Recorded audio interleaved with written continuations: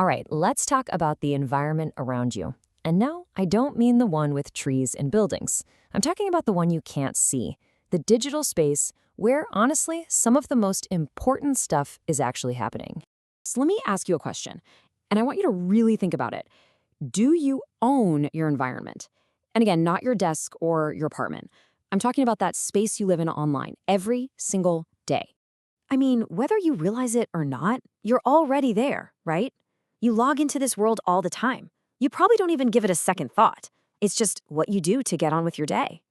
And we all know the main streets of this place, right? The storefronts, Google, Facebook, your banking app, your email. This is the part you can see, the part that feels familiar, like it's yours, like you're in control.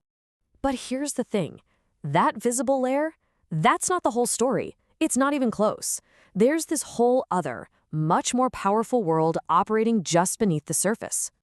Yeah, this is the environment you don't see. And it's busy telling a story about you, a story that, right now, you're not the one writing.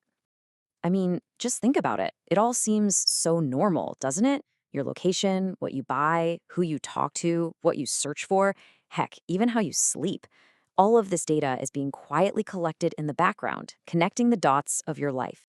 And that data? Oh, it doesn't just sit there. No way. It gets packaged up, analyzed for patterns you might not even see in yourself, and then it's sold or shared with these invisible brokers and companies. They're building a digital you, piece by piece, from this constant stream of information. And the result is, well, it's subtle. You'll make a decision one day, buy something, click on a link, watch a video, and you'll think to yourself, yeah, I chose this. This was my idea. But what really happened? The environment was actually rearranged for you. It wasn't forcing you, no. It was just gently guiding you, nudging you down a path that was laid out by that profile it built. That's how powerful this stuff is. Okay, so how do we flip the script on this? Well, it all starts by taking back the keys, by going from being a passive passenger in your own life to getting in the driver's seat. Let me give you an example. Think about this for a second. You're driving along, and then, that dreaded check engine light flicks on. We all know that sinking feeling, right? That little pit in your stomach.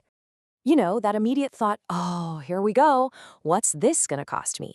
Instantly, you're at a disadvantage. Why? Because you don't have the information. You have to rely on someone else to tell you what's wrong with your own car. Okay, now this is the shift. Before, it's all anxiety, uncertainty, waiting for a mechanic. But just imagine if you could ask your car what was wrong and it instantly replied, hey, your gas cap is loose. See, same car, same data, same situation, but because you have access, because you understand the outcome is completely different. That is real control. And look, this idea applies to so much more than just your car. It's about taking all that noisy data that's flying around in your life and turning it into a clear signal you can actually use. Let's take your health data. So many of us have smartwatches, right? And they're just constantly spitting out numbers. Heart rate, sleep, steps, and on their own, they're just kind of numbers. They're just noise. But what if those numbers could actually tell a story? What if your own environment could see the pattern and give you a real insight? You know, a clear heads up that says, hey, your body's under stress. If you don't slow down now, this is going to turn into something bigger. That right there, that's the huge difference between reacting to problems and actively preventing them. You're not just dealing with burnout after the fact, you're actually adjusting your course to avoid a problem you might not have ever seen coming. And it's the same thing for our creativity and our productivity. You know, all those great ideas that just kind of get stuck in our heads and never go anywhere? We all have those flashes of inspiration, but the ideas are usually messy, right? Unstructured.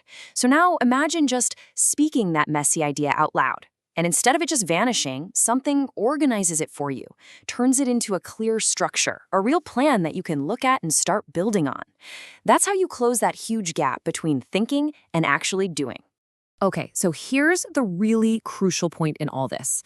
In every single one of these examples, the car, your health, your ideas, nothing new was created. Not a single thing. The data was already there. The ideas were already in your head. So if nothing new was created, then what changed? What's the secret sauce here? What is it that makes all the difference? This is it. This is the single most important thing. The only thing that shifted is who has access to the information, who understands what it means, and most importantly, who benefits from it. The power just moved from them to you. See, you don't have to leave your digital world to stop being manipulated by it. You just need the right tools to finally take control, to make that environment work for you instead of on you. That's the shift. That's the tool that makes it happen. That's Enkai.